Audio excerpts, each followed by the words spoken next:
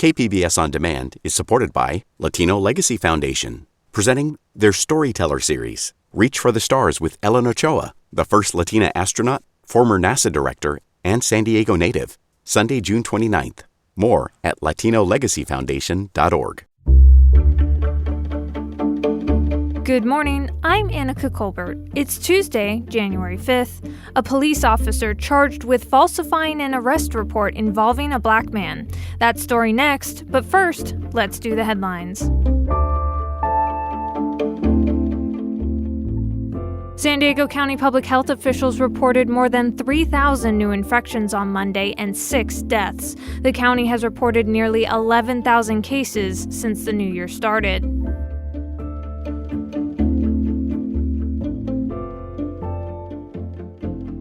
Governor Gavin Newsom says he's working to speed up the administration of COVID-19 vaccines across the state. He's expanding the number of distribution sites and the types of people who can give the shots. The governor says the state received 1.3 million doses of vaccines from Pfizer, and another 600,000 are on the way. As of Sunday, however, only about 450,000 doses have been administered.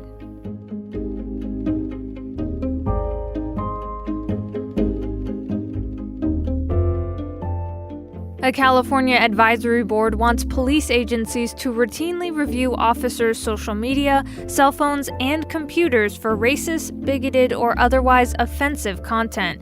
The Racial and Identity Profiling Advisory Board made the recommendation on Monday.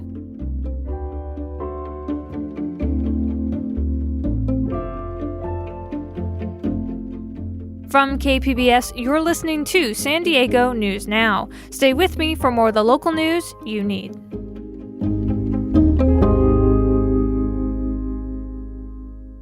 KPBS On Demand is supported by the San Diego County Toyota dealers, presenting a new 2025 Tundra designed to combine performance and comfort with up to 437 horsepower and 10-speed automatic transmission. See your Toyota dealer, the San Diego County Toyota dealers. We make it easy.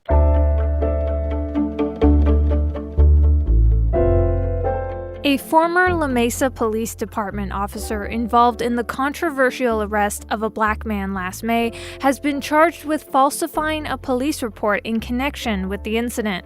KPBS's Joe Hong reports.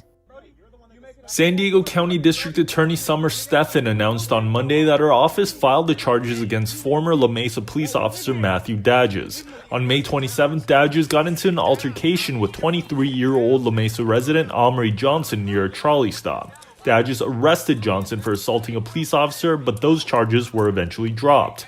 Following Johnson's arrest, the police department faced widespread criticism for discriminating against black people. The timing of the incident also coincided with the death of George Floyd at the hands of Minneapolis police, leading to a large protest in La Mesa that ended with some participants looting downtown businesses. District Attorney Stephan issued the following statement regarding the charges against Dadges. When someone in a position of trust, such as a police officer, commits a crime, it causes tremendous harm and shakes the community's confidence in those who are sworn to protect them. Everyone is accountable under the law, and as we've done previously, we will file criminal charges when they are supported by facts and evidence. Dadges joined the La Mesa Police Department in 2018 but was terminated after the incident with Omri.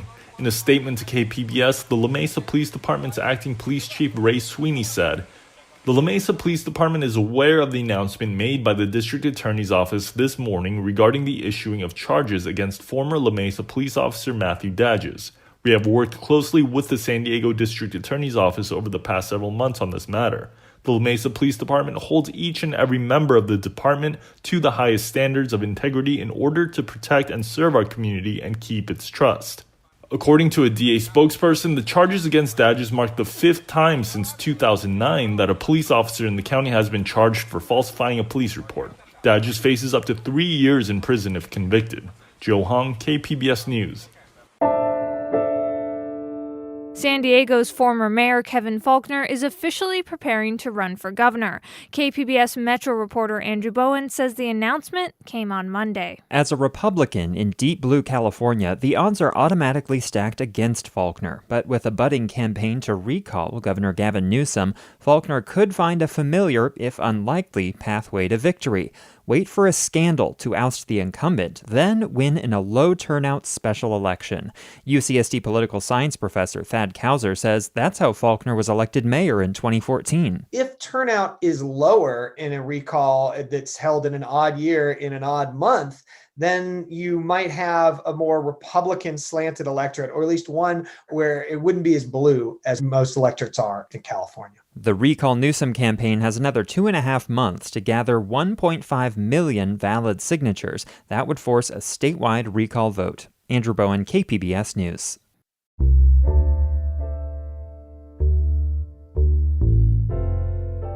County officials and business leaders are urging small businesses to take advantage of a state program that's handing out $500 million in grants. KPBS's Max Rivlin-Nadler reports. The program offers businesses between $5,000 and $25,000 depending on their size. These grants don't have to be paid back. Originally, the deadline for business owners was this Friday, but sensing the tight deadline, state officials moved the date back to Wednesday, January 13th. Unlike other pandemic relief programs, this one isn't first come, first serve, meaning no applications will be reviewed until the 14th. Daniel Fitzgerald is with the San Diego and Imperial Small Business Development Center, which is helping business owners navigate the application. This is an opportunity for small businesses and nonprofits to be able to get a little bit of relief. Businesses and nonprofits can sign up for the program through an online portal at careliefgrant.com. Max Rivlin-Nadler, KPBS News. You heard yesterday about how the San Diego Opera has pivoted to adapt to the pandemic. KPBS reporter John Carroll talked to one San Diegan who's had to find solutions for not one, not two, but 3 different arts groups. What's been taken away is the very thing that we're usually doing, that is performing. Even during the middle of a pandemic, Ruben Valenzuela has a lot on his plate. He founded San Diego's Bach Collegium in 2003, and he remains its artistic director. He is the choral conductor for the La Jolla Symphony Chorus, and he's the director of music and organist at All Souls Episcopal Church in Point Loma. Given that he has his fingers in so many arts pots, we wanted to know how the arts organizations that he's responsible for are faring nearly a year into this pandemic. Valenzuela says things have gotten better. Here he describes how things changed with his musical duties at church. Things started to kind of refine themselves. Okay, we can get some people in here in the building, which gives us a proper acoustic, which means that we can use the organ. Valenzuela says part of the challenge with the La Jolla Symphony Chorus is just keeping the group of about 80 volunteer singers engaged. Think Zoom meetings. With the Bach Collegium, the pandemic presented a more daunting prospect. We have concerts planned. They got pulled, they got canceled, people paid for things. What are we going to do? Like most leaders of arts organizations, Valenzuela says he's looking forward to the end of the pandemic and anxious to see what arts groups look like on the other side. John Carroll, KPBS News. Coming up, speaking with the Secretary of State designate Shirley Weber of San Diego about her agenda once she's confirmed by the state legislature. That's up next, just after this break.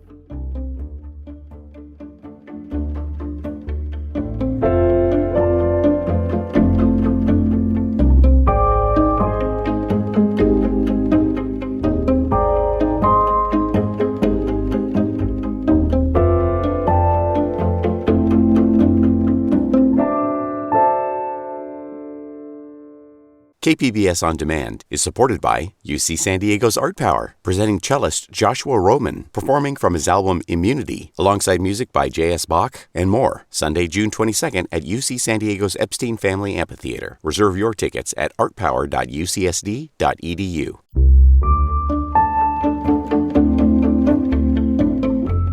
Secretary of State designate Shirley Weber of San Diego talked to Cap Radio's Nicole Nixon about her agenda for the office once she's confirmed by the legislature. She also reacts to President Trump's controversial phone call with Georgia's top elections official. Well, the fact that I was even considered was quite an honor and really a surprise, because I did not seek the position, and I was chairing the Black Caucus and doing the kind of work that I've done in terms of social justice and dealing with issues of diversity and those kinds of things. So it was really not on my radar as something to do. So when I was approached about it, I was really quite surprised and honored, and even more honored when the selection was made.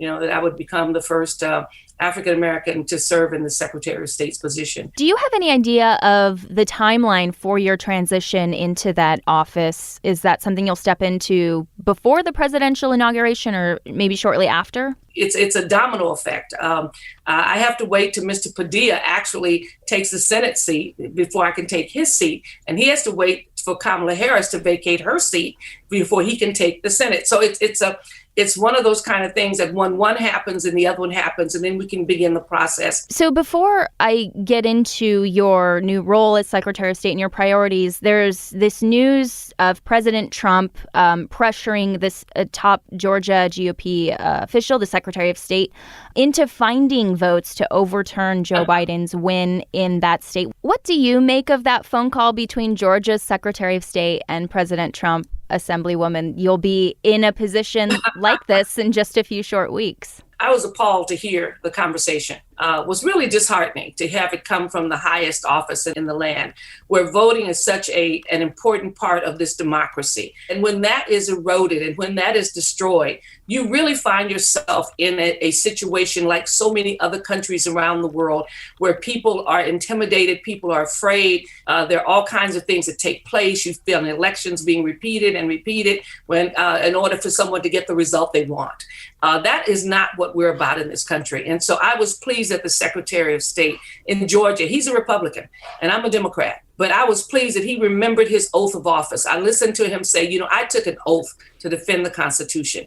And that's the real honor and the responsibility of the Secretary of State, to ensure that these elections truly are the will of the people and not the will of the Secretary of State, not the will of the governor, not the will of the president, but really the people. And we have to have that in our Secretary of State. Well, I want to get back to your priorities for this office as California's next Secretary of State. What do you plan on making your priority in the next, couple years before our next statewide election in 2022, right around the corner here? Right around the corner. Well, first of all, I was part of some of the reform that has taken place in terms of the voting. And so we were very clear about expanding opportunities for people to vote, whether they wanted to mail it in or whether they wanted to have in-person voting. And I think we saw that, and we saw it work quite well for Californians. I also want to make the discussion of civic education and responsibility a part of what we do. And I've been approached by some of our schools because when I hear folks like the president making the kind of comments he makes, it says very clearly that we have to really equip our students and our citizens to understand their civic responsibility, that they understand why it exists the way it exists and what happens when it begins to fail, what is treason and what is not treason, and how we tolerate each other's viewpoints in the world, because that's what makes democracy important. And so we're going to look at this whole issue of civic education as a part of it. That was Secretary of State designate Shirley Weber speaking with Cap Radio's Nicole Nixon. And that's it for the podcast today. Be sure to catch KPBS Midday Edition at noon on KPBS Radio, or watch KPBS Evening Edition at 5 o'clock on KPBS Television. As always, you can find more San Diego news online at kpbs.org. I'm Annika Colbert. Thanks for listening, and have a great day.